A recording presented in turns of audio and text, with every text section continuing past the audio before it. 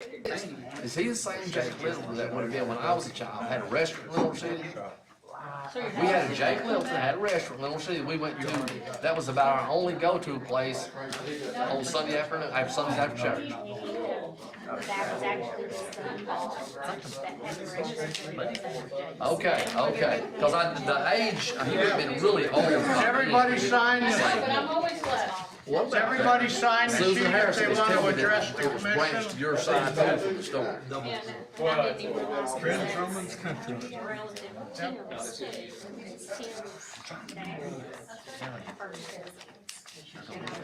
Buddy, is Tracy coming? No, just me. Just you? Oh, yeah, yeah. I tell everybody down here, everybody somehow are connected and related. Well, I thought that. I just thought it was a neat story. The sex one especially, the Bluegrass magazine had one more detail. That's a great story. I'm not gonna say Who am I Oh, missing? my goodness gracious.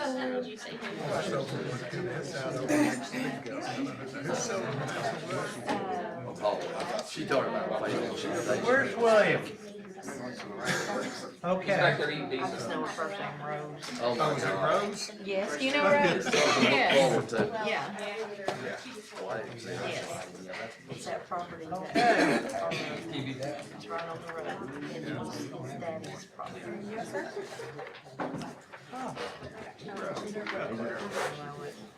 Fireball. Did he just leave, the guy from Ready Mix? Somebody somewhere. Andy Hope put all that. All right. Buddy, you clear? Who's that lady on the front row? Oh, Yes, sir, I believe I am. Okay, I'm going to call the Loudon County Commission Workshop for February 21st, 2023 to order. Before we start any business, I'm going to ask Van Shaver, Commissioner Shaver, to give us an update on today's happening. we had a real good today's happening today. In 2021, a developer named Cook Brothers Construction, John Cook, requested a rezone with a PUD overlay, and he was denied that here by the county commission. He ultimately brought a lawsuit against the county. It went through the process for however long it had to go through the process, but today ultimately was a hearing in Roane County before Chancellor McFarland. McFarland was hearing a request from both sides to dismiss in their favor. Having a hard time remembering what the word is. What's the word he used? Summary judgment. So both attorneys were allowed to make their arguments. As opposed to. And when it was said and done, McFarland said absolutely the county commission acted in their legislative authority. Their decision was a legislative matter, and he absolutely would not be overturning the decision of a duly elected body of county commission. So that lawsuit has been settled now. And they certainly would have the right to appeal if they choose to. Based on the way the chancellor ruled today, an appeal would likely not be successful in my guess. So that one's behind us. I guess bring on the next one.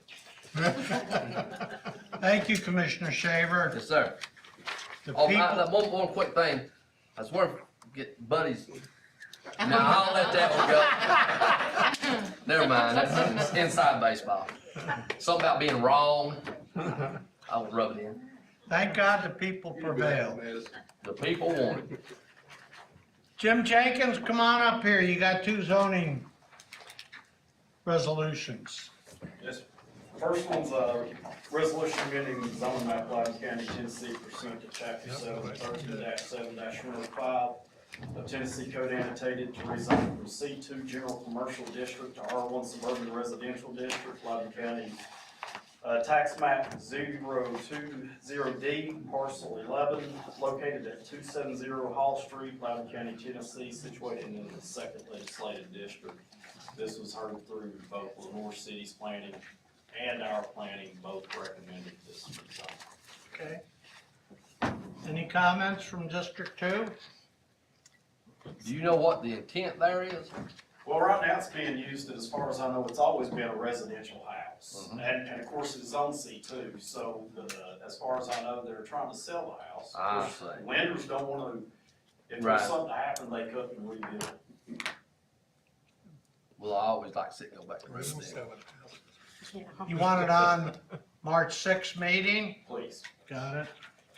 Second one. Second one's a resolution amending the zoning map of Loudon County, Tennessee pursuant to chapter 13-7-105 Tennessee Code annotated to rezone from A1 agricultural forestry district to C2 general commercial district located at tax map 044, parcel 045.00, located at 25805 Highway 321, Loudon County, Tennessee, situated in the 3rd legislative district. Now, this gentleman is, this is boat or RV secure storage.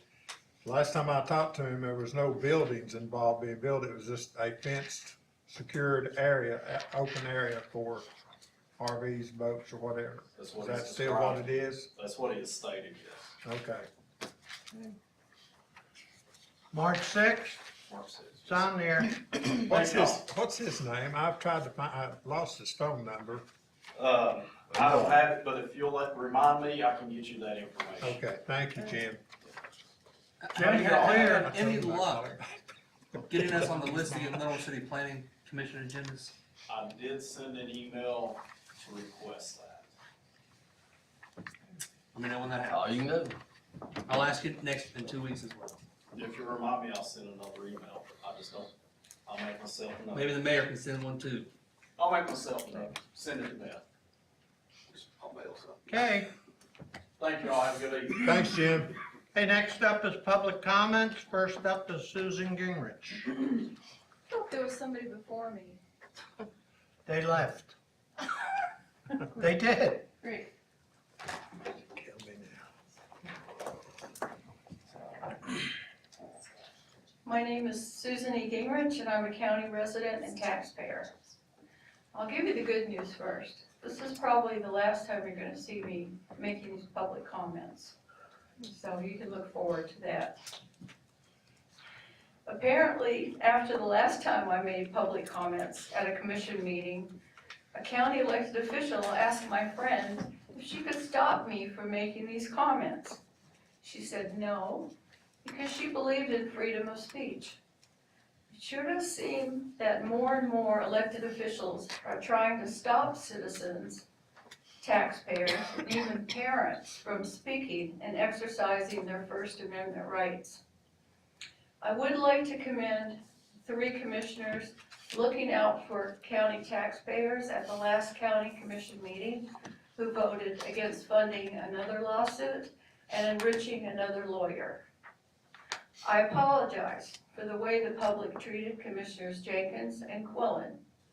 I've been treated in a similar manner, not just by some male members of the public, but also by several of you office holders here today. Rosemary, as a woman, we are particularly sensitive to threats, and we take them very seriously. That meeting was just another Commissioner Shaver show. The recent County Records Commission meeting was another of his shows, although besides his bad behavior, one of his followers, another commissioner, also misbehaved. My wise pastor Ed, in a sermon one Sunday, mentioned the man who creates a problem just to provide the solution. Can you guess who I immediately thought of when I heard that comment? Both the recent county meeting and the Records Commission meeting are on the county website for anyone to see. You be the judge of the real Commissioner Shaver, charming or menacing. After almost 8 years of living here and playing private detective in the least transparent government I've ever paid taxes to, I've come to my own conclusions. By the way, I have my own synonym for non-transparent, sneaky. Commissioner Shaver pretty much runs Loudon County government, and some people afraid of him or too lazy to do their own homework let him. Do you know the tale of the Pied Piper of Hamelin in the times of the bubonic plague? Because that's who Commissioner Shaver reminds me of. Now, I'm not implying that his followers are rats or children, or that this mayor is dishonest, but look the legend up if you don't know the story. The Pied Piper of Hamelin, Hamelin. Just like Commissioner Shaver tries to discredit people he doesn't like on his gossip website, he actually convinced some of the previous county commissioners that I was calling them cockroaches when I ran for county commission. Everything on his site should be taken with a grain of salt, as should any information he provides. Make sure you're getting all the information, not just the piece he wants you to see.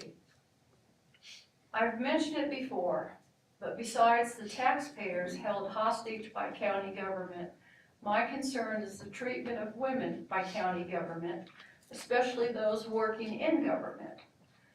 Competent women have been fired for properly doing their jobs or felt compelled to resign.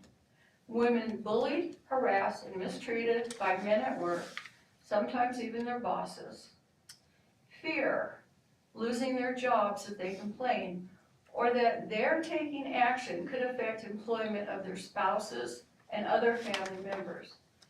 It takes a very brave woman like Pat Hunter to file charges against any one of the good old boys of Loudon County. In previous public comments, I explained my background as a state government public servant. Moving here was a mistake, because one good person with government expertise and experience cannot make a difference, especially a woman. As a competent former state employee, I cannot look the other way when I see county officials' incompetence, not all of them, just some of them, and disregard for the law and the body's own policies and procedures. I take government seriously and find the clowning around by certain commissioners at public meetings troublesome and a waste of time. I'm very grateful that I have the Gingrich thick skin. I've often needed it. As I said, after almost 8 years of caring and trying to make a difference for Tellico Village and taxpayers, this most likely will be my last public comments at county meetings. That is unless I'm invited to address you. And if I am, I will consider whether or not it's worth my time. You probably don't know it, but before I moved here, I was a successful writer of political commentary.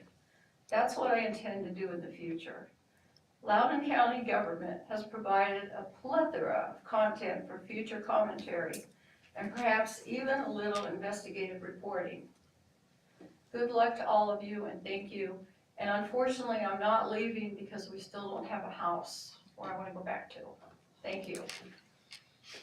Thank you. Pat Hunter.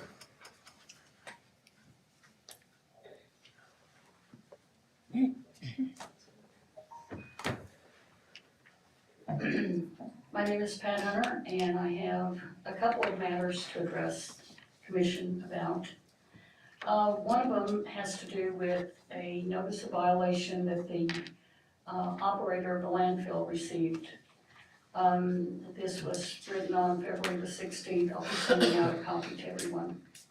It was written to Republic Services, notice of violation compliance review meeting, and it has to do with a complaint that someone filed. I know who it is. And apparently it has to do with the discharge of untreated stormwater into the unnamed tributary of the Watts Bar Reservoir. It can impair the stream and designated uses. So when the silt or the dirt goes into the stream, it enters eventually Watts Bar. And that is a violation of the Clean Water Act. Can I say one thing? Yes. We've had a ton of that in my district, but they've done nothing about it. Please carry on. Well, then you need to speak to the gentleman or person that made the complaint because they got results. Well, sorry. Well, and I think that, we've talked about this over the years, why there hasn't been action taken, because it's serious to get silt into a creek that eventually empties out into the river. So I don't know why they're not responding to your request, because it's serious. The operator's taking it seriously. They will be having a compliance meeting in the future. I think it's on March the 2nd. They are required by contract to notify us within 72 hours, which they did. But ultimately, they are responsible and they need to fix the problem. And this is just the tip of the iceberg, because all last week I spent almost every day, even in the evenings. I didn't take some of the calls because it was from TDEC. But if TDEC calls me at home at 6 o'clock, it's serious. And they have had numerous complaints about the dirt, the mud on the road. I've heard from TDOT, TDEC, the water quality. The residents are very upset. This is probably the worst I've ever seen. Mr. Randolph has been out there. I've been out there numerous times. The new commissioner, Mr. Hall, has been out there. It's inexcusable. It's against the contract that they signed, and they need to address it. And they've been put on notice to do that. So I'll get a copy sent to everybody. It has pictures also, and they said they will address it. The other item that I would like to talk about is the appointment of Ms. Gregg. I hope that she's going to be appointed or recommended to be appointed as the archivist. She has volunteered her time. She has a wealth of experience in grant writing. She wants to do everything free, volunteer. We couldn't ask for anything more. I mean, to have someone volunteer their time that has this kind of experience, especially when it comes to grant writing, it would be something that we need. We desperately need money to fund an archives program. The other person that I do not see here is Ms. Anita McCollum, but we have the Public Records Commission did take a vote to recommend her, and we have submitted her name previously. And I think what's really important is that Ms. McCollum has a rich history with the, in Greenback with regards to the Historical Society. And we need that kind of expertise also. She is willing to serve, and Mr. Nick Steele resigned March 24th, 2020. So that void has been there for a long time, so we request that she be considered and voted approved at this next meeting. The other thing is, I read an article on Mr. Shaver's website, which has me a little bit concerned. It was about the storage building update. And if I can quote him, he said, there seems to be some confusion about the building's use. This is the storage building here at the bank. This building will not be used for archive or historical records. The facility will not be occupied nor open to the public, but will only be used to store most active and required to be kept county records. All records will still be available as they've always been through a records request of the appropriate department. Archive or historical records are currently kept in the Loudon Library. Someday, if needed, additional space would be added to the library for additional storage for archival or historical records.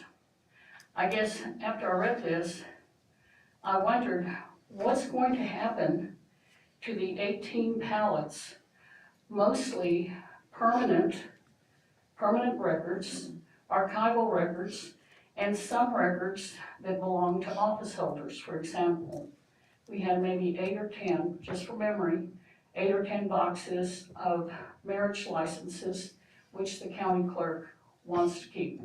Yes, they are available online, but some people want to see the actual document.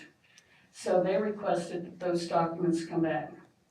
We have documents from the soil conservation.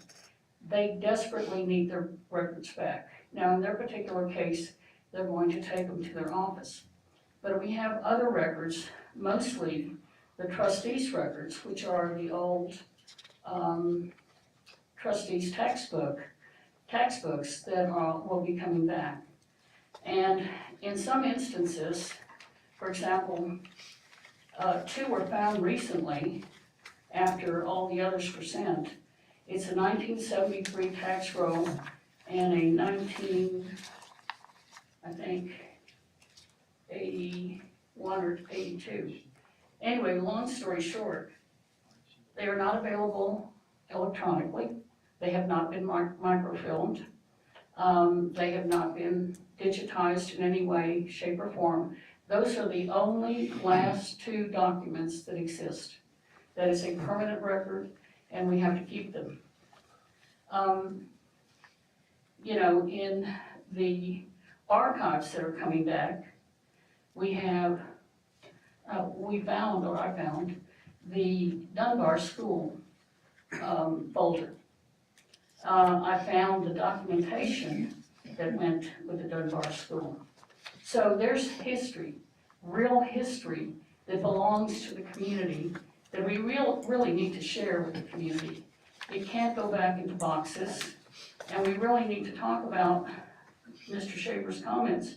Where are these boxes? Where are these archives going to be housed, and how are we going to make them accessible to the public so they can view the records? Storing them in boxes in the basement for 100 years was totally unacceptable. For a small community our size, with the resources that we have, it's just unacceptable not to make these records available and accessible to the public. And I contacted the librarian today. I asked her if she had any of these records. She said no. The records that she does have usually come from the private sector, because we don't have a museum, because we don't have a county archives. People bring in their private collections to share with the community. Again, this matter needs to be addressed. We can't keep taking this issue, this matter down the road. So I hope that you think about this seriously, because, you know, it is the community's history. And we have roughly 240 boxes coming back. And if they're not going to go into the bank building, who made that determination, and where are we going to put them? And how are we going to make these accessible to the public?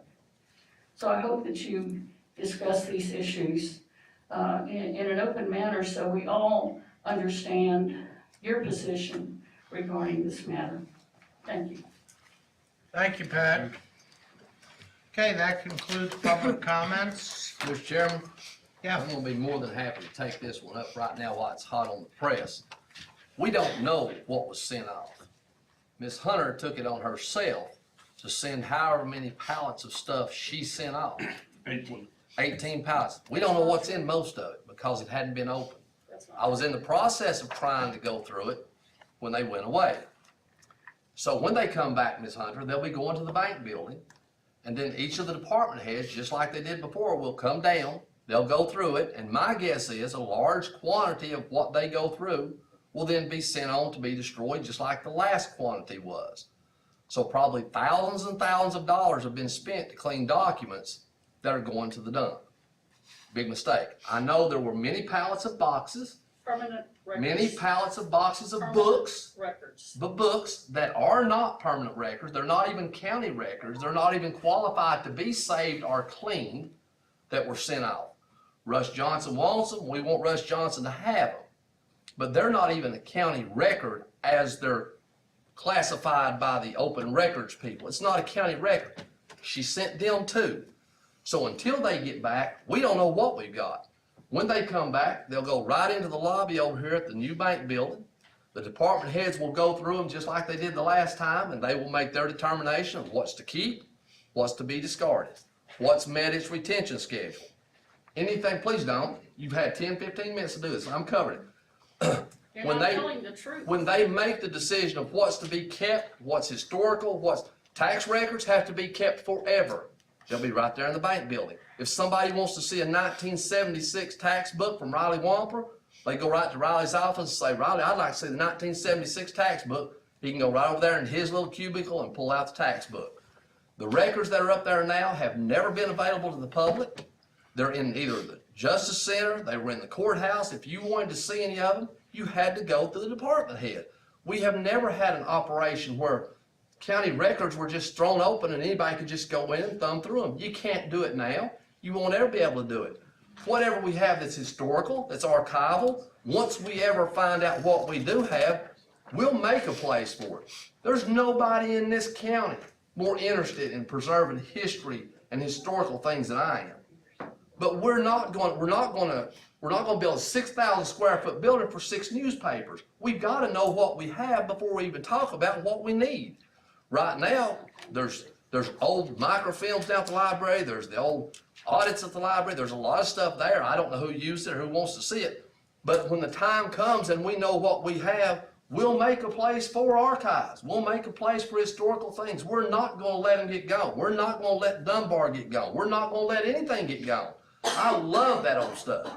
But this business of just telling people, Pat would have you believe that everything coming back on the truck's archives, historical. It's not. It's probably 90% junk.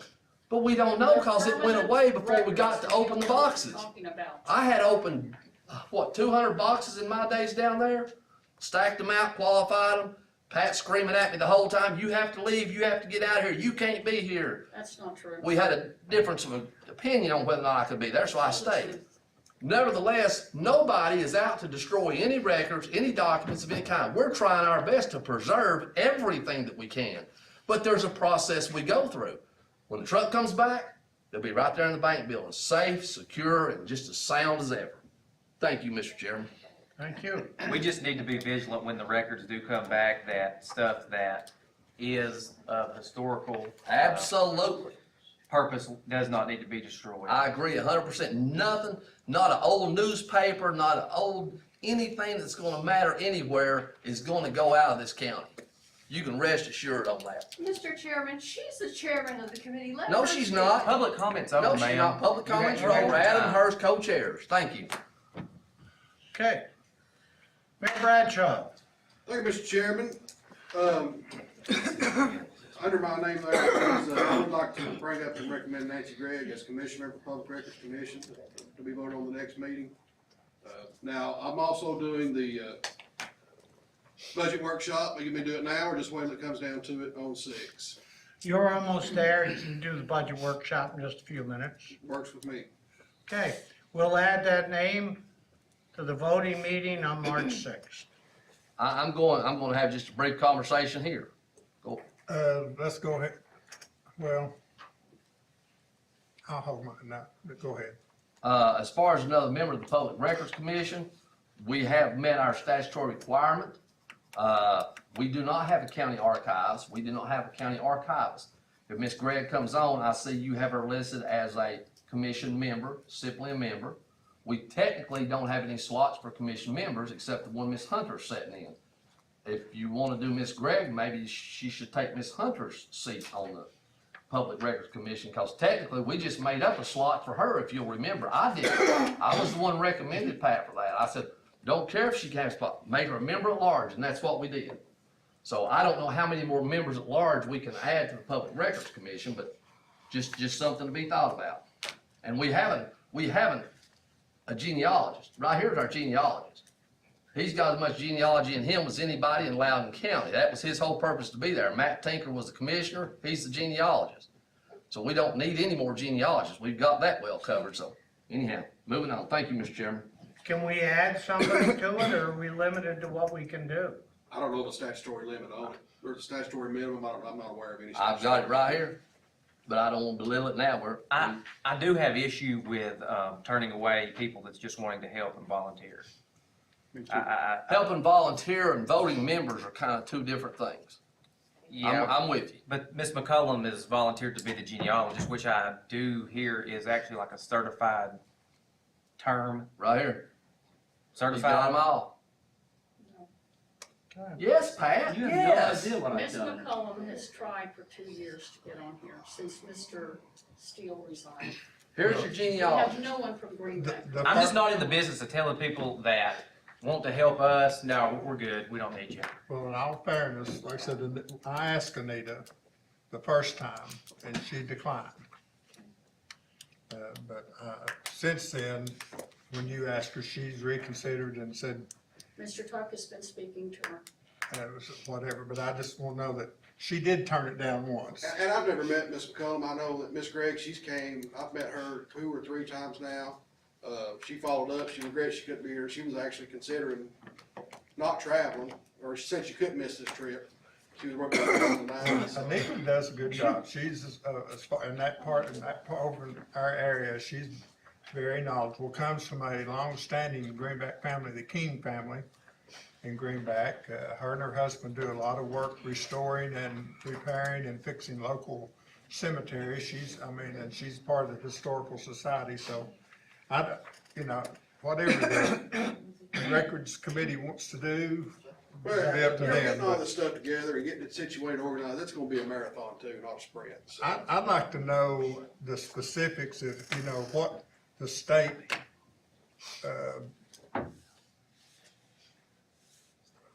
how the state looks at an archivist as far as their standing and do they, what the county's required and to do, and if there's money, budget required for that, other than the building or whatever. I'd like to know a little bit more about what comes along, if there's state requirements, if we say X and X is gonna be the archivist and the genealogist, and we approve that and say we're gonna do that, and then is there anything from the state that tells us We establish a county archives, it is, everything in it is a shall. You shall fund, you shall provide a facility, you shall provide staff and employees. I think I've sent that to y'all, been several months ago. if we adopt the resolution. If we establish a county archives, period. I don't know, Well, I think this is more of an archivist serving on the Public Records Commission. I think we have to pass a resolution to it. that's just your first step down the road. Let me just peel it off, Pat. Let's tell what it is. At our last meeting that Pat showed up to, we had a vote for chair. Well, it turned out to be a tie vote. So Adam and Pat are now co-chairs of the Public Records Commission. Pat's looking for a couple of votes to get her back into the chair seat. I can tell you exactly what this extra people's all about. Y'all do what you want to with it. We have a genealogist. We're doing fine. I don't anticipate we have another meeting till 2024, so it's probably not gonna matter either way, but, solid waste folks, y'all work with Pat on the solid waste. You understand what I'm telling you? She Well, didn't- I just wanna make sure when all the records come back, the office holders go through them. We have somebody up there making sure that we're not throwing away anything, cause look, historic records cannot end up back in the basement in a student courthouse. It They can't will happen. not. Well, let me make this real clear though. The Public Records Commission has nothing to do with the public records that are coming back. Hank Sledge was the best at our meeting of all. He set us all straight. And I watched. Hank said, it's not our It's job not to our go job. through the boxes. It's not our job to determine who's or what. That's the office holder's That's all job. office holders. And for me, man, that was almost an eye opener right there. I had never really thought about it that way.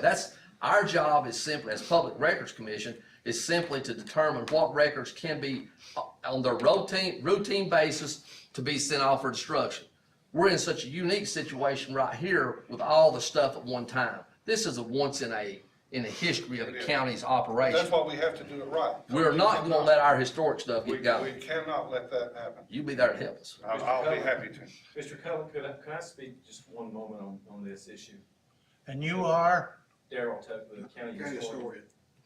Can you come to the podium? Come to the podium.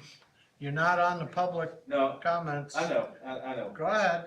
Hey, first, Commissioner Shaver, with what you just said, so the records that got sent off, shouldn't that have been the office holders determining? That's who did it. what- It was the office Okay. That's who holders did that it. went through every last Now, are you talking box. about the ones That that got were sent off to destroyed? clean? Oh, no, Yes. no, they hadn't seen them. They know No, what's that's in not them. true. The office holders looked at all of them. You weren't there, Mr. Shaver.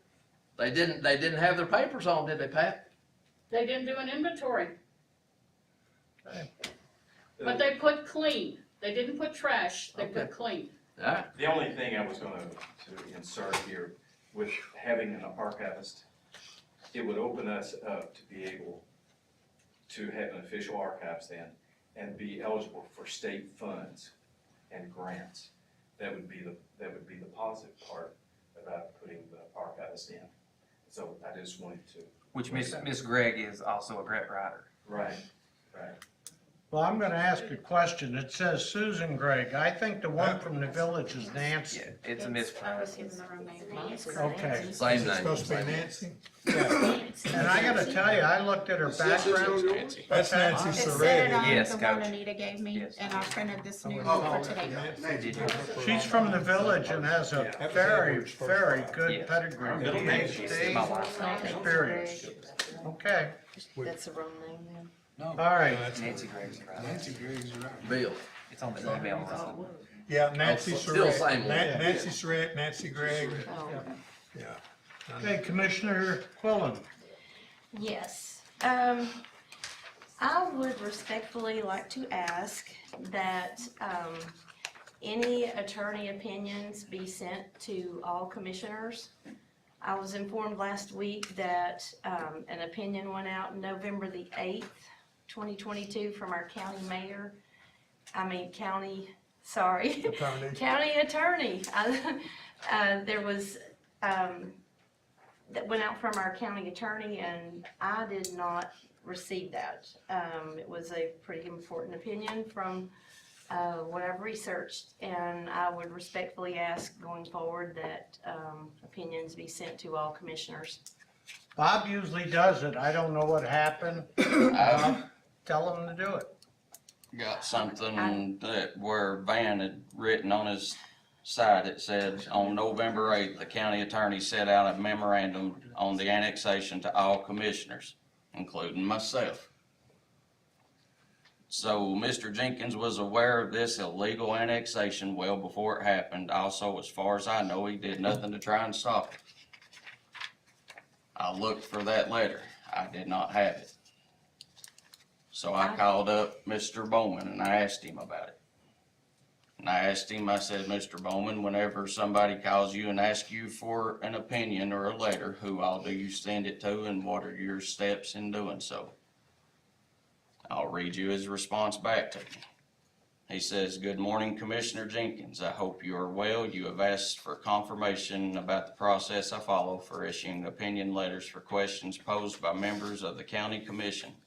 Some requests are addressed and answered by telephone. If the question is simple, for instance, a simple question about the number of days a meeting notice has to be published in advance of a special called meeting, or a question about the time for filing a vacancy in office, will usually be addressed in a phone call. More complex or complicated questions are usually addressed in an opinion letter in deference to the chair and in an order to keep him informed of county issues. I emailed the letter to the chair with the understanding that he will review and send it to the other members of the county commission. That process has worked well for a number of years. The November 8th, 2022 opinion letter attached above was handled in that manner, and it was also emailed to Commissioner Shaver, who had requested the opinion.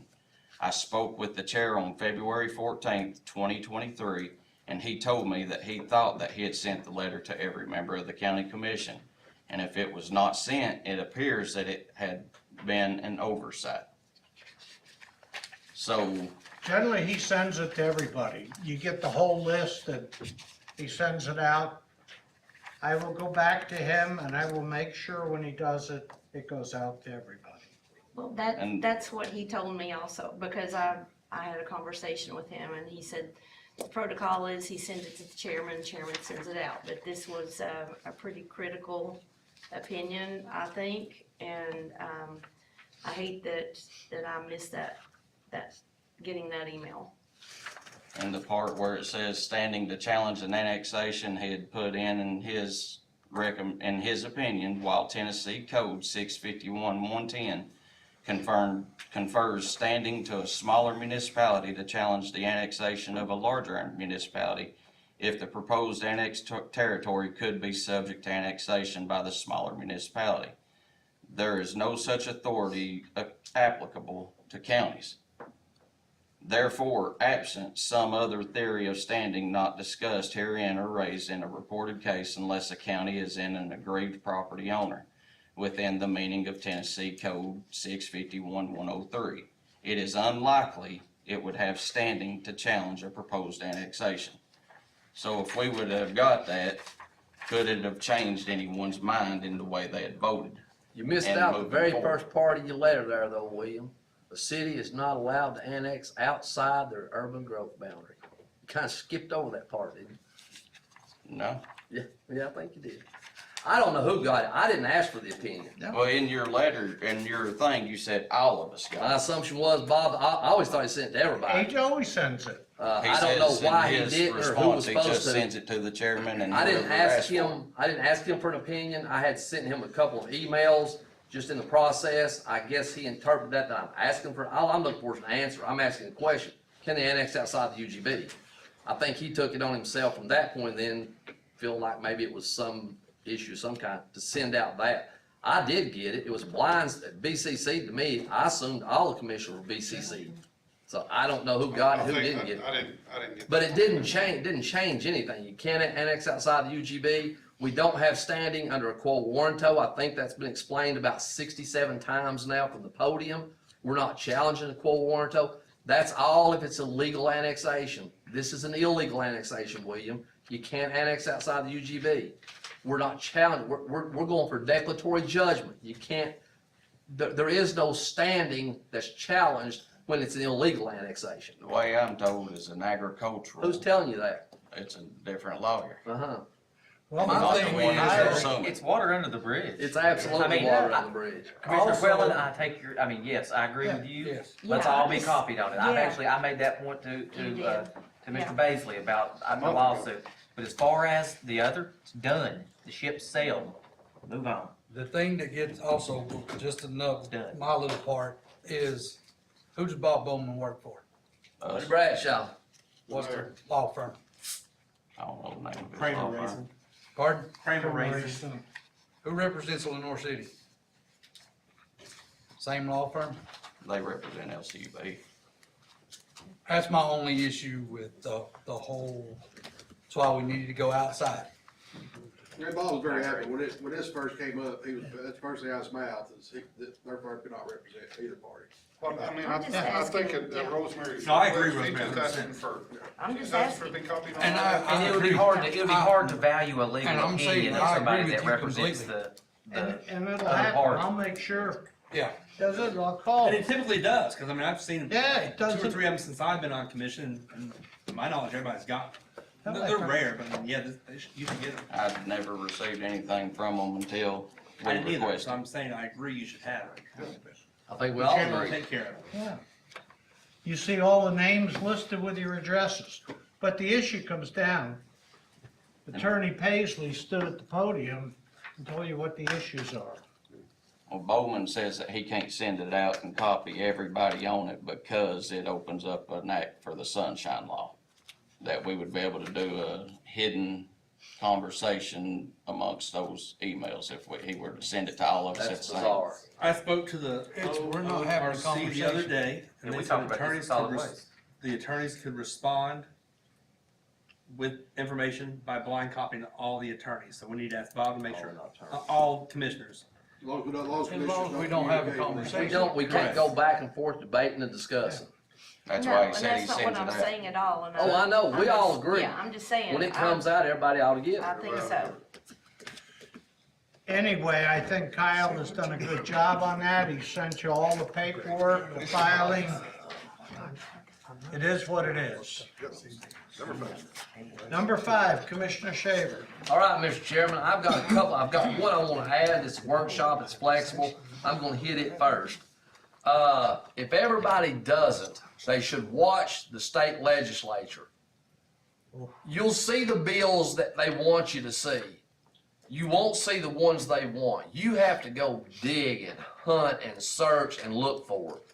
And a perfect example of those that may not know and those that may know is the thing that just went nuts in the village this week, last week, this week, where the POA had asked Lowell Russell to run a bill in Nashville that would allow them to charge a $2,500 entrance fee on anybody buying a house in Tellico Village. Good idea, bad idea, I couldn't tell you. The problem is nobody in Tellico Village knew anything about it. And I wasn't the one who broke the story. Mr. Cullen, who was watching what was going on in his neighborhood, was the one who had first told me about it, and then I started looking it up and found out the details. Ultimately, Lowell Russell met with a group of villagers Monday morning, and he says absolutely, he will not follow through with running this bill. He was told by the POA that the citizens were all behind it 100%. Well, that was not true. That was far from being true. So Mr. Russell has said he will pull that bill. Now, my concern with that is Mr. Russell may very well pull that bill. Knowing the POA, they may go right behind him and get somebody else to carry it because it's got a Senate companion bill that goes with it. Swan is the Senate guy and Russell was the House guy. I don't know if Lowell Russell can kill it outright or if they'll just replace his name with something else. But what I'm getting at, there are some things that impact Loudon County, hard, we need to be aware of. And I've got 2 more, and ultimately I'm gonna ask that at our next meeting, we vote to send a letter to Lowell, Randy McNally, Monty Fritz, and say, if this body chooses to, we oppose these bills for this reason. HB 0560, as introduced, provides a method for a property owner to seek compensation for a diminution in value of property caused by enactment or enforcement of land use regulations on his property. Sounds like something. When you go read the details of the bill, if a local government passes any kind of a zoning regulation, the property owner can come to the court and say, hey, the elimination of the PUD, that devalued my property by $10 million. I'm suing Loudon County for $10 million. 2 units per acre, that devalues my property compared to Lenore City where you can get 24. I'm gonna sue the county for $5 million. It's the most insane thing I've ever heard and was essentially render our zoning policies null and void. Not just ours, this would be anywhere in the state if this were passed. I can't believe it will. I think we need to be on record opposing this. The next one is, actually it's a lot more complicated. It's House Joint Resolution 13. And this is one where they're trying to change the Constitution. It's a guy named, he's supposed to be a hardcore conservative, William Lambreth. He wants to change the Constitution and eliminate May primary elections. He wants to move county, everybody that has a county May primary election would have to be moved to August. August is the state primary. So what happens is your local election gets lost in the state election stuff. I, for one, like our standalone May primary. We have some of the greatest turnout in Loudon County for our May primary. Across the state we do. Personally, I don't think we ought to get rid of our May primary election. You all can think about it. I may send you a little more information if you want. And then the third one was the first one I started with, and that was the Lowell Russell one. I assume he'll try to stop it, but I don't see a reason we wouldn't still be opposed to it. I think on behalf of Henry Cullen and the people of Tellico Village, I think we oppose that one. So just whatever y'all think, I'm gonna put it in the form of a motion, and we'll have Buddy draft a little letter. And we all know sending letters to our state reps don't mean a lot, but it can't hurt. What do y'all think? I think it's a good idea. All right, the second. Put it on March 6th? Yes, it'll have to be on March 6th, and I'll get it. I meant to get Anita to make me some copies of all this tonight, and I just forgot when we got the budget. My next one is a discussion of road standards for developments to connect to county roads. we've worked really, really hard here to do something about our overdevelopment in Loudon County. If you wanna see some messes, you come on out in the 5th District, where developments that should have never been allowed on our little county roads. That's right. Go up to the 6th District, you get in Adams District, within an eighth of a mile of each other, we've got nearly 300 homes under construction on Bills Chapel Road, that their only way out, their shortest way out, is under an underpass that'll barely accommodate 2 cars. Should have never have happened. I want us to find a way to determine what roads would support a development, and if it doesn't, the development shouldn't be allowed. It's a little bit complicated, it's a little bit not. Common sense, I think, sometimes has to kick in. 300 houses at the underpass at Bill's Chapel common sense tells you it shouldn't happen, but you gotta have something to hang your hat on. I'm not exactly sure what that is, but it's a problem. Well, I actually brought this up to Van, because I was down at, on Vineyard in Hackney, down at 321 and 95, and I've had several people unsatisfied with what's going on down there. Essentially took a little cluster of land that had the road that goes through it from Vineyard all the way over to Hackney's Chapel. I don't know if I could classify it as a driveway or not. I mean, just very narrow. And some folks have come in there and bought that property up and moved in made homes in there, and it went from just a little cul-de-sac of a few homes, and now I'm just thinking if everybody decided they wanted to leave at one time, it'd be really hard from either.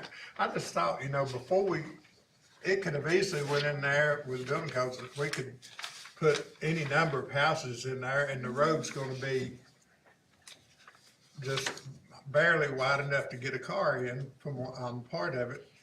And I asked Van, I said, you'd think that the state or somebody would have something to say about when you build houses, the infrastructure, the roads.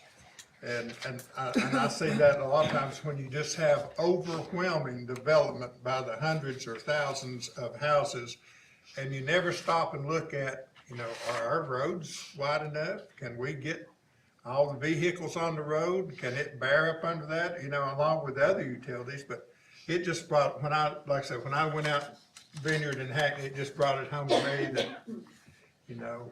that, it just made sense that there ought to be something that goes along with that. And not being restricted for people. People go to the mountains and buy land and drive up a little winding road, but they're the only ones there within acres or whatever, but, it's just something I think would be worthwhile to look at. If you're going to build something, make sure people can get in and out of it if everybody decided to drive. That's my 2 cents worth. I'm there. I don't know what the great solution is. I don't know if Do we need to get Billy Pickle involved? Well, we've already tried that. Billy granted 2 or 3 driveway permits on Bill's Chapel here recently. Whatever we do, I want the ultimate decision to come to this body. That way, Okay. William can decide in his district, Bill and Chase can decide in their district, and we've gotten so good at, okay, what's happening in your district? I'll give you a real good example out on Williams Ferry where Harper Village is. Now, Harper Village is in the city, but all their connectors go to the county road. Williams Ferry Road, you've got 3 connectors to Harper Village, nearly, I guess this last phase, there's gonna be 170 something. I don't know, Joe lives right in the shadow of this thing. They were allowed to put 3 connections onto Williams Ferry that shouldn't have had any. One at the front maybe, but whatever, there's your one. There's, 1,100 new units approved behind Home Depot and Walmart that I'm sure they're eyeing Shaw Ferry Road. Shaw Ferry Road can't take that kind of traffic. There's developments, again, up in Adams District, after the fact, we got a problem, we can't do much about those, but we don't have to keep letting it happen. Do you think there's any municipalities or counties that's in the state that have ever addressed this? I know we've had the subdivision as far as meeting standards and pavement and final coats and all that. Barry does a little bit. They require certain turn lanes, acceleration, deceleration lanes. So I think all those things would help and make it safer. But They have to improve. If you're gonna come in with a development of X number of such and such, you have to improve the road in a certain section. We ran into that when they were trying to do the thing up on Harrison Lane, right there on this side of Watt Road, and they were gonna connect Watt Road to Harrison Lane. We went up and said, no, you're not. Well, they're gonna fix the road. Well, if they fix the road for 100 feet, that's great, but it's still one lane here and one lane here. This in the middle is not Would gonna any of help. this apply where the county's wanting to build that new high school in North City? Is the road it's sitting on? No, it won't. Well, More TDOT complicated. will require Oh, changes they'll have down to- there on 11. Yeah, they'll have to put turn lanes and everything on Highway Yeah. 11. I mean, but the rest, other than turning lanes, they're not gonna put in a new road. Well, the intent is to run the road from Highway 11 to Simpson. Their main entrance is Highway 11. Okay, so they're gonna break through just before Shaw Ferry? Down below Shaw Ferry, yeah, down the straightaway. Handle all that traffic. All right. That's a lot. Well, let me ask y'all something. If nothing else. Jim, I wish I thought to ask Jim while he was here. North Middle. I don't know if there's any planned developments of any kind right now. I don't know if there's anything on the books. I'm not aware of anything in my district for sure. But we've learned a valuable lesson over time. When you start talking about something, you better either pull the trigger quick or you know you're gonna get overloaded with it, like duplexes, for instance. Would anybody have a problem with a short moratorium on any developments over 6 lots connecting till we find out what we can and what we could do? Not, when I talk short, I'm talking like in a month or two. Would anybody have a problem? Now, we can't vote on that tonight. So, let me understand what you're saying. Okay. You don't want any developments anywhere that you're saying that a road can't handle that development? Is that According to what what you're saying? size development? Okay, But how do you So- determine the road? and I don't know the answer. I guess This is to my me- first yeah, conversation. I guess to me, you know, if you look at roads and you say, oh, this road can't handle this or that, then I mean, that's an where opinion. does growth come from? I mean, cause you could, 321 was terrible and it had to be what if we had said, nope, we're not letting anything else come in here, cause this is all 321 can handle. I mean, Probably would've been great in but retrospect. you're stunting, growth that way. On the other hand, I hear what you're saying, but I don't know the You know, balance, Rosen. I know. My concern is the people that live in my district, not the people, developers Yeah. are trying to build houses. My concern is the safety and the welfare of my district. Yeah. I was talking to a doctor on North Shore, he goes, Adam, he goes, I got 2 railroad underpasses I gotta go through to get out of here, or 1 road to Knox County. Yeah. That's it. So I mean, there's some serious concerns back in the hills of my district. If something tragic happens, Yeah, so How do I they get guess out? when do you widen roads? I guess it's either one way or the other. I mean, I can explain the flip side of what you're saying too, so I don't know where the balance is. I That can't makes say sense? that I actually do. I didn't want to pursue anything any Yeah. farther until I had this conversation with the full body to get the feel from everybody.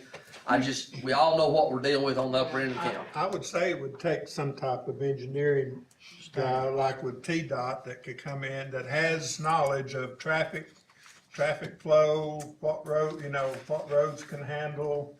And a lot of it be with whatever the local people want, they say, this road can handle 500 cars an hour, but you're gonna sit, or you're gonna be bumper to bumper. I mean, surely TDOT could help look at, I don't know, but there's got to be a formula there somewhere, which if you've got this stretch of road and you put in 1,000 houses, and nowadays almost every household has 2 cars. At least. So you're looking at 2,000 cars. Can that stretch of road, along with what it already has, handle 2,000 more cars?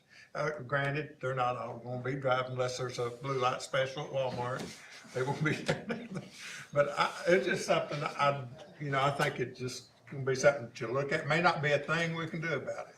But like I said, it just dawned on me when I was driving through, like I said, Hackney and Vineyard. They've stuck all these houses in there and they'd have to take a number and get in line to get out. It's just, the road is just. and I'll get with Farragut and pull all their standards of what they have for developments connecting to their roads. Cause they have some good stuff, like I said, acceleration, deceleration lanes and turn lanes and whatnot. If we've learned anything, it's these builders don't care. They're gonna come in. Yeah, bro. Bill, It's all about money. They're gonna throw them as many as they can. They don't care, you know, the capacity of the road. They're gonna build them to the bare bones specs that they can to make the most money and get out of here. They're not gonna live there. These people that's building these houses, building, you know, these massive, apartment complexes and everything, they don't live there. They don't care. So, That's a majority. it's on somebody. There's a It's couple trying to that regulate something. There's a couple that are different, but So- the vast majority of the buildings. So yes. I'll go back and ask again about a short moratorium while we study this, because I can tell you after Kaylee puts this in the paper, if she does, every developer in town will be running there and get a driveway permit from Jim Jenkins before we can move. Can we legally put a moratorium? I don't I know. don't think. Absolutely we Not until can. we vote on it. No, Well, not tonight we can. It would take a vote of the county commission. I don't. That would be a question for Bob. I think it'd be something, just. We can do a moratorium. We've done it on a half a dozen others. Driveway? A connection of developments of more than 6 lots, not every driveway. You're talking about any new going forward? Yes, and for a very short amount of time. That kind of, yeah, I'm not, I think probably would be a good medium is, if we're serious about this, is to designate some people to investigate, ask questions, come back with information, say, you know, the state says we can do A, B, and C, you can't do this, rather than to go ahead and, you know, Draw a moratorium. yeah. Well, the state's gonna deal with more of your state highways and. Yeah, I know, but I think we would have to hire a firm. I don't know, and I really don't want to get into that. I want to find a government agency that can tell us something like this. I don't want to pay money for it. does the county have a standard for a road? Yes, you have to have so many feet on a county road, isn't that it? There's a I whole don't list think of there's a road, there's a width whole of list of nothing. road I think it's standards. 18 Yes. feet. Do what? 18 feet, I believe. Not for a development. No, main Yeah. road in the development is 24 feet, Well, smaller one is 20. That's inside of a So- development. yes. That's inside of it. We're talking about, you know, you may have these Access beautiful road. 24-foot roads inside a development, then they're connected to a 20-foot road, which is, or even 18-foot road, with little 9-foot wide lanes, which isn't big enough to handle. So do I we don't know have the any, do we have any subdivisions planned right now? I don't know. Don't know. There's one behind That's my something house. we can have. We've already. Yeah. Well, I got, like I said, like I Jason's said, gonna I got- get one. I got 3 going on just between North Shore and the underpass at March. That has already been approved? Yes. 2 were, and let's See, get back to what Little I'm City. So going 2 at of those is, were how approved. long does it take to approve one? Not long. I think they walked Two through were the approved application. inside the UGB, so we had no say on it whatsoever. Huge So, problem I mean, there. and the one for Quail Hollow was a scary exit. That wasn't even looked at by the road commissioner. Just, yeah, whatever. This is a scary place to exit a neighborhood. Is that the one we looked at the other day? At We the old drove golf by, course? yes. They put it right there on the. Right in that horrendous curve. Yep. Cause that's where the old road bridge was. And again, I really don't have an answer to this one. I just know it's a growing problem. I just wanna bring it, if I see issues in our district, I'm gonna bring it to the forefront and see what we do. I mean, the road commissioner, why we not just ask him, direct him, send him a letter saying, we want these, we would like to see these following things checked before you allow this to move forward. I'm all for it. We can send him a letter, I mean, he may say pound sand, but at least we can send a letter. I mean, he's the road superintendent. Yeah, that's my, I don't have a problem. we pay him something for A something. lot. Well, like somebody said in some of our meetings that we had during the last year or two, is that, you know, about the county and the things that changed. And I think the lady said, one thing that's not changed is our roads are still the same size they were 30 years ago, 40 years ago. So that's not changed, but the thing that has changed is we have added,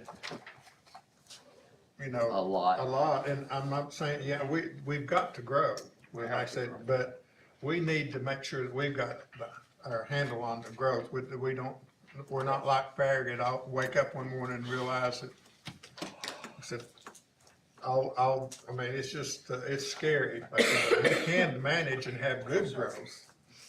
Well, I'll let Adam, he's friendly with them Farragut people, I'll let him see if he can work out something with them, find out how what their standards are. I'll talk to Jim and see if you're building a subdivision with 127 houses in it. You know, can you just hook on to a pig path, or does it have to be a certain size? Let me get some more information, we'll just go with it from there. How about that? Okay, I won't put it on for March. All right, just hold it up for March right now. Places. Okay.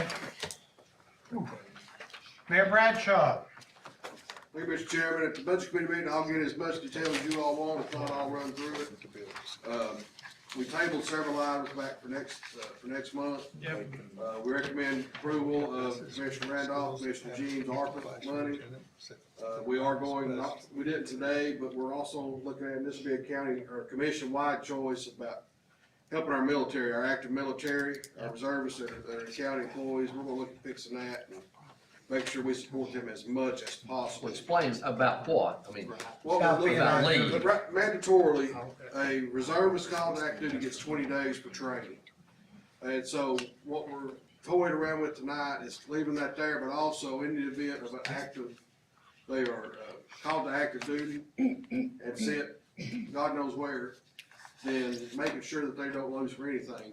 They would, if their pay in whatever military branch they serve is not what they would draw at Loudon County would make up the difference. Yeah, very So good. that's, we're getting with Sheriff Davis on that, and like I said, we have any reservists that are full-time county employees. Do you know how many that is? Or- I don't right offhand, but, something that I never really thought about till tonight, so, and something Sheriff Davis brought to us as well, so we're gonna get that fixed, make sure we're taking care of our men and women defending this great nation. Amen. Part was, recommended the ARPA funding for Commissioner Cullen, part of the money for Commissioner Whitfield. The General Fund 101, there were several line adjustments in Elections Commission, VSO, EMA and employee benefits. Property assessment, we had just an error, it was his gas line was actually $200 instead of $2,000 in last year's budget, so $200 ain't gonna get you very far at this day and time. Special revenue fund ARPA is in there. Highway fund 131 was line adjustments. School 141, 42, and 43, they are what they are. We did put an additional $180 in the iPads. We went a year old with the iPads. They're here, by the way. They're just not Here, loaded. we're here, it's not but here. here, just not here. We did go with a year old. It's cheaper, but we put another $180. Everybody gets a protective cover as well as an Apple Pen to go with it. And $481 out in the capital projects, 171 for internet switches in this building. We have different internets in this building. One is that the trustees has to be 100% secure at all times. Just another update, the phones are here. We're slowly in the process of getting those done. The website, RFQs, we're working on getting those ready to be posted as well. Ms. Blair apologized for no reason, in my opinion. She couldn't make it, and so we don't have the things to hand out. We'll get those out as soon as possible. Erin and her family are, I'm not gonna put their business out there. She had some stuff she had to deal with. We should say a prayer for that family. That's all, Mr. Chairman. Thank you. did a good job, Mayor. Motion to adjourn. They'll be all on March I 6th. handed these out, one to everybody. I had Mayor Carr from Rutherford County asked me to pass these. If you all want, if y'all want to entertain, pass the resolution, it on you can. It's up to you all. Take a look at it. Okay, Chris G. You said ours was approved. Yes. yes, both of them. Do we know when we're getting the money? When you ready? Well, we'll be. Oh, We gotta vote on it. Yeah. Yeah, but it's It's here. all been It's drawn not. down now, hasn't it? It's not here yet. Second Okay. $5 million. But- didn't that happen But in if you had February? to do something tomorrow, it's general fund to repay general Wasn't fund. this, so. wasn't Okay. February? Yeah. I mean, there's no big, Yeah. We've got the second $5 million, haven't we? It's not yet. Well, it should be, it's in February. February, End of the month. February. We're right at the We're getting pretty close to the end of We're February. right at the caboose of February. This is why I've said the whole time, What each district is doing? Are you gonna announce We can. what each district is we doing? can ours. So yes, so ours is approved and we'll vote on it at the next meeting. Commissioner James and I, like $500,000 apiece, we basically put our money together and agreed on everything that we're gonna do.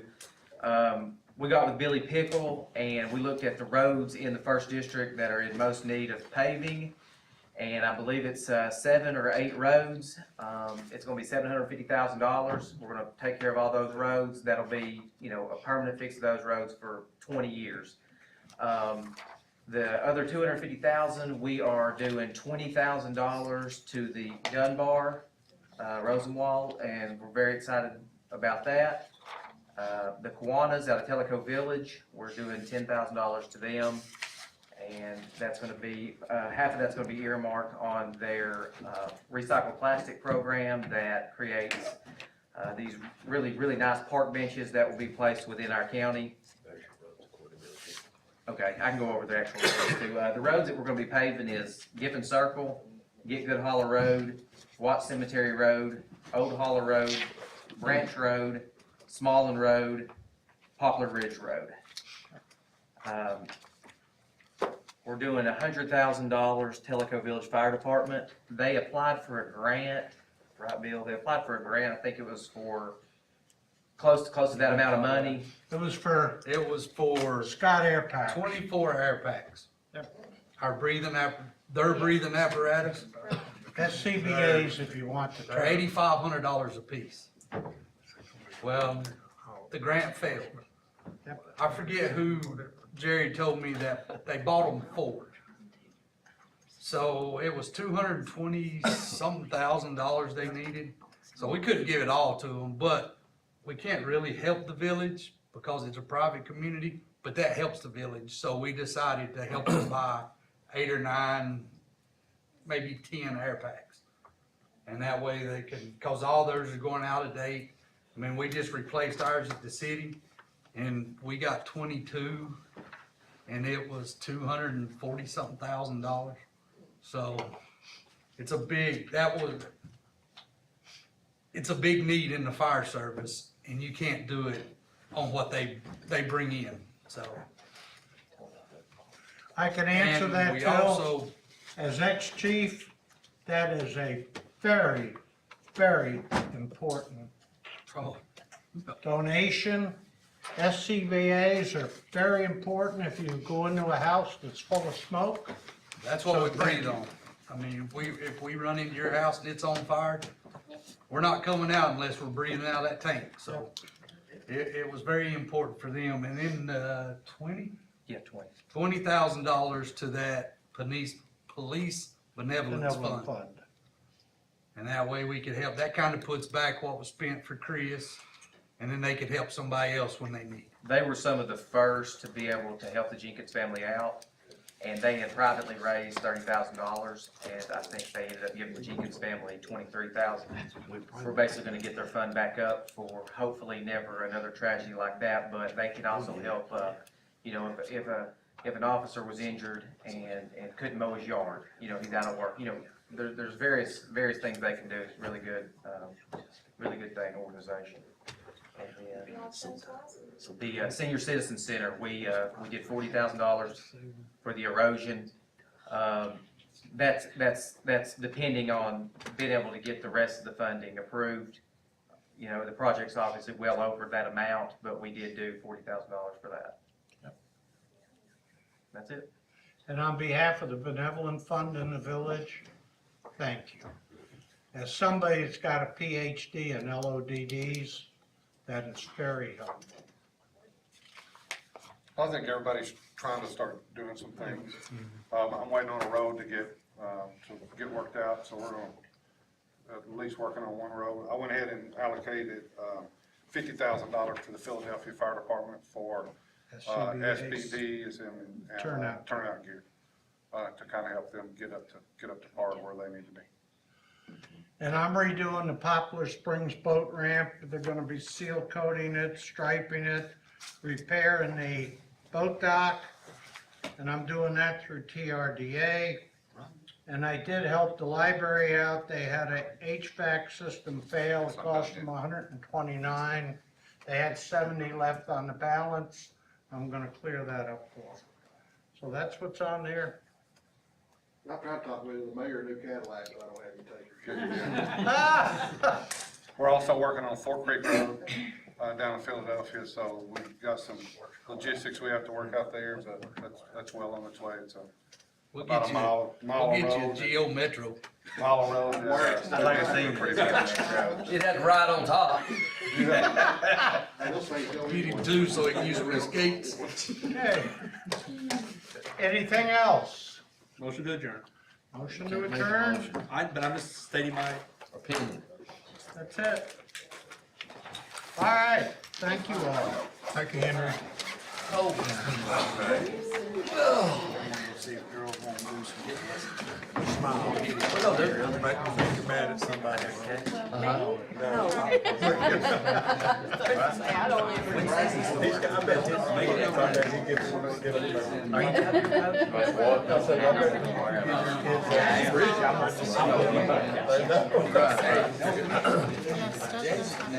Hey, Henry, put that